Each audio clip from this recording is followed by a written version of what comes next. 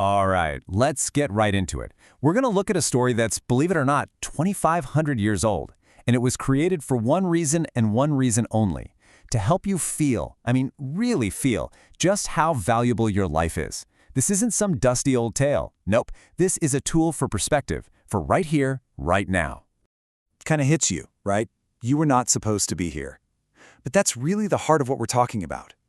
The chances of you, well, being you, living at this exact moment, are so tiny, so ridiculously small, that the Buddha knew just explaining it with facts wasn't going to work.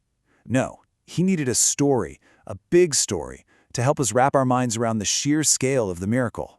So, let's go back, way back. I want you to picture this. It's over 2,500 years ago. The Buddha's there with his monks, and he's got a challenge. He needs to explain to them just how rare, how incredibly lucky it is to be born human. So he tries something. This is his first crack at it, a really simple but powerful analogy. So he just reaches down, grabs a handful of dirt, and asks them this question. Simple, right? But it's setting the stage for something massive. The monks naturally say, well, duh, the soil of the whole earth is greater. But you can just imagine them wondering, where's he going with this? And boom, there it is, the point.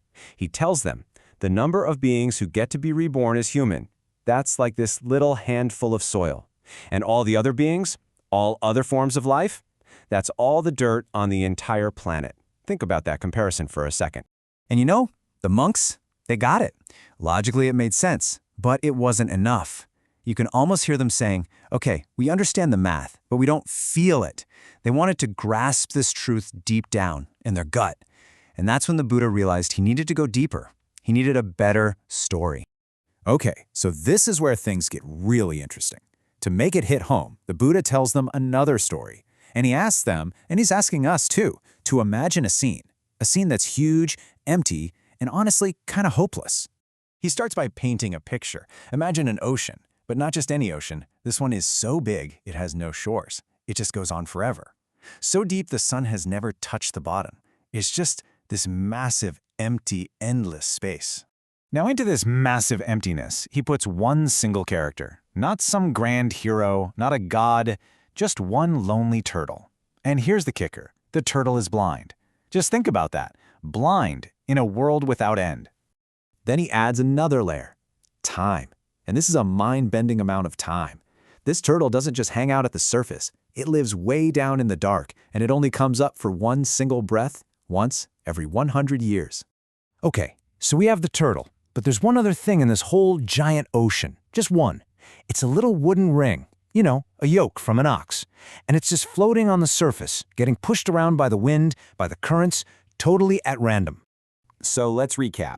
We've got a blind turtle that comes up for air once every 100 years, and we've got one tiny wooden ring floating randomly on a shoreless ocean. You can see where this is going, right? The Buddha is setting up a scenario with just impossible odds. And this is the question he puts to them. He says, what are the chances? When that turtle finally comes up for that one breath, after a whole century, what are the odds its head pops up right through the middle of that little ring? I mean, the monks were probably just stunned into silence. You can see why. Everything is against it. The currents are random, the ring is always moving somewhere else, the turtle is blind, and it only gets this one shot, this one moment, every 100 years in an ocean that never ends. The chances, they're not just small, they're practically zero.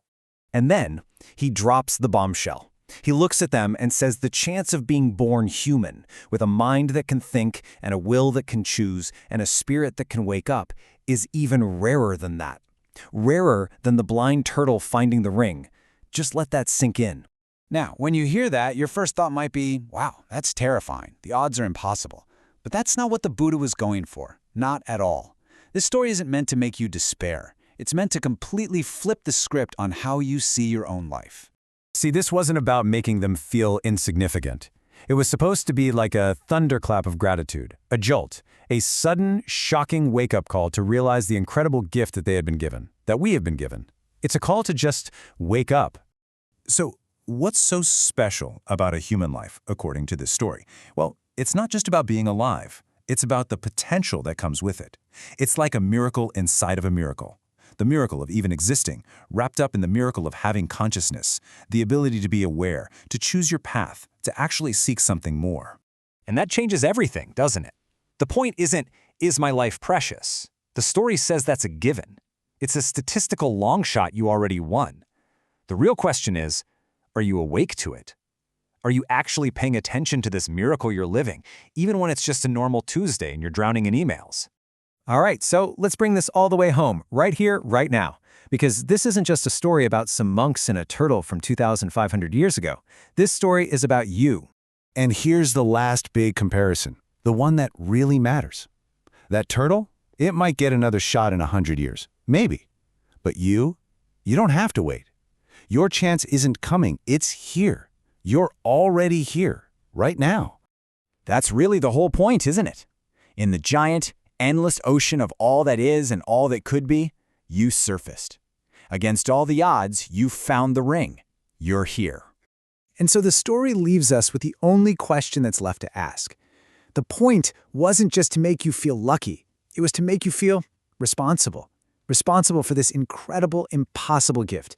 You have this moment, this one precious life. So, what are you going to do with it?